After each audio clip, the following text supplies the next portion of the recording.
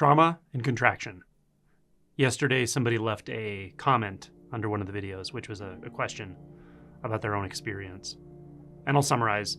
Essentially, they said that they enjoy a certain clarity during meditation, peace, consciousness, perhaps even non-dualistic experiences. I can't remember what terms they used, but it was clear that during meditation, when alone, sitting, there's clarity, there's perhaps dissolving of the ego boundaries and so forth. But when they're talking with somebody, or when they're around people, or in public situations or social situations,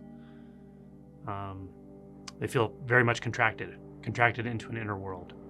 It feels very much like there's a subject, a contracted subject in a small inner world, and then there's a world out there of objects, of people, of situations and so forth. Now I'm kind of generalizing these terms based on the question because a lot of people go through this. A lot of people notice this. So first, I just want to say that it's not uncommon at all that at some point in practice, some point in this unbinding process, we find that we do enjoy equanimity, peace, perhaps unbound consciousness, perhaps non-dualistic experiences while we're sitting, while we're on the mat, meditating. But when we're around people specifically, we notice that there's an automatic response of contraction. It's not something we're doing on purpose. It's not something we're thinking our way into. It just is automatic. It happens very quickly. And we notice it, and it feels uncomfortable. Even if there's nothing particularly untoward going on, it's just our response to those situations. So first of all, it's important to recognize this is just totally normal. This happens. This is how it goes. Now, if you have a history of trauma, and the more trauma you have, the more likely this will be. And in this particular instance, the person commenting mentioned that you will have a much stronger tendency to do this. You could say that your sort of inner world or your inner life is a direct response to trauma. Now, we all do form inner worlds as we grow up and so forth, but they're often a lot softer and situational, and the ego boundaries can come down much more easily than if there's a lot of trauma. When there's a lot of trauma or even pervasive emotional repression or neglect, then the boundaries constructing that inner world become quite rigid, especially in certain situations. It feels quite fixed, not like something you can just, relax and it dissolves or something like that, right? It's quite a conditioned, habituated response. So it can be helpful to recognize that this is a normal response to trauma. It's a normal response to having been through, in the formation of your identity, very difficult emotional situations and physical situations. So that is a normal experience, a normal response. Okay, so then the question is, well, what do you do about it? Well, one thing that's not helpful, that another commenter actually said to this commenter, and it was something like, that's just what's happening, right? Sure, you can say that to yourself. This is just what's happening. I'm just feeling this reaction. But something in you knows, something deep in you knows that it's not a necessary reaction, that it's not fundamentally necessary, that it has to be there. You sense that there's a way to live life without that reaction, right? So this is where inquiry can be helpful. This is where shadow work can be helpful, for instance. And shadow work's a kind of general term, but it generally is revolving around emotion work, inquiry into our responses, our reactions, what formed our sense of self, what formed our reactivity, all of that. In this case, I would say it's kind of twofold, the approach I would recommend, at least for now. And one would be to do that shadow work, to do the inquiry into what is it that I've concluded about being around other people, and this is often rooted in childhood. So you may have to go back to your childhood experiences and really look at, well, what were my conclusions then? And they were probably brilliant conclusions for that child. They were probably totally adaptive, and they made sense for that child, and they probably worked, right? One being going into an inner world. It's an escape, a place where you feel like you have control, right? When the external circumstances are proving to you that you don't have control, right? That those around you who are unconscious are in control. So it makes sense from that standpoint, but really going back and looking, okay, well, what are the triggers? What do I see in people? What do I see in situations?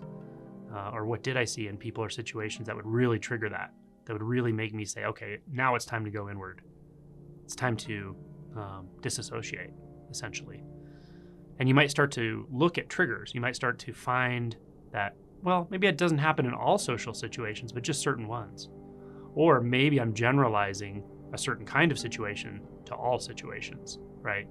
And that's what this is. We're generalizing trauma that happened in childhood, or multiple traumas, or maybe your entire childhood emotional environment, but we're generalizing it now to our adult environment, to all situations we're in, which clearly it's not relevant. It may be relevant at times, perhaps, but it's not relevant all the time. So we can find out where we've made those assumptions, those beliefs about, well, what people are, who they are, how they can affect me, what they can do, right? And just seeing these beliefs is really helpful. It doesn't sound like it's gonna reverse this entire tendency, and it probably won't right away, but it will help. Just seeing, well, what are my actual beliefs, right? Because the underlying beliefs are often glossed over very quickly. When we feel contracted, when we feel nervous, our attention goes into often solutions, right? How do I get out of this? How do I get out of here? Or maybe even self-doubt, like, why do I do this? Or, but where our attention doesn't go is into, what are the assumptions I'm making right now? What are the assumptions I made when I was a child that I've generalized into interacting with people, right? What do I believe about people? What do I believe about interacting with other humans, other adults? In what ways is it uncomfortable? And is it okay that it's uncomfortable as an adult? Whereas when I was a child, that discomfort was extreme, perhaps dangerous. But now, yeah, it can be a little uncomfortable to be around adults, but do I need to contract, right? Is there a need to go completely inward and disassociate, etc.? So this kind of really breaking things down and making a study of it can be helpful, for sure. The other thing really is learning social skills. Like, I'm sure you have social skills, but learning very specific types of social skills, how to interact in ways with people that are more proactive than reactive, taking genuine interest in other people and how to hold conversations. Things like that can actually be really helpful because you feel empowered now. You don't feel like a victim of the situation. You feel like someone who's empowered in the situation. You feel like you know what to do, and you can even start to enjoy interacting with people. And that can help just soften that intense internal emotional response. And the emotional response is what leads to the disassociation or contraction or internal world experience, right? So those are sort of practical things to look at. And then the last thing I want to say is that as all of this softens, as you really start to disentangle the beliefs, the reactions, and are able to actually put your attention in the sensations in the body, which is critical with all of this, to be able to actually feel the sensations in all these circumstances, then you can actually start doing work directly in the sense field, specifically the visual field, right? Which is leaning in one sense, giving it more of your attention in those moments, really letting that visual experience overtake you.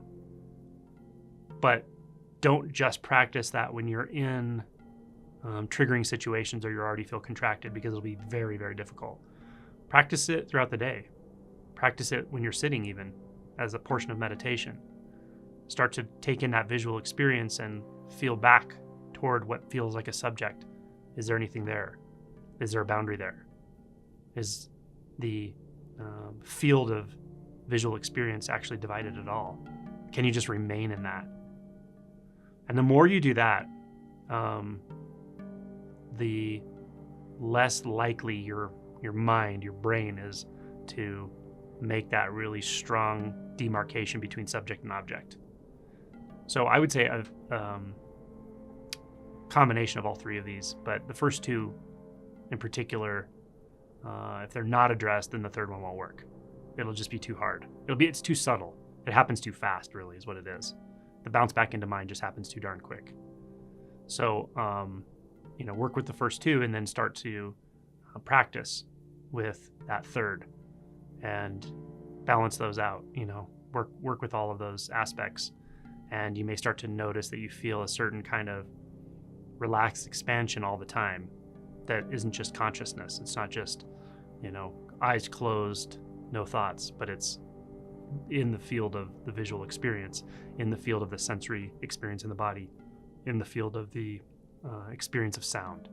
So I would take those approaches and see how that goes for you.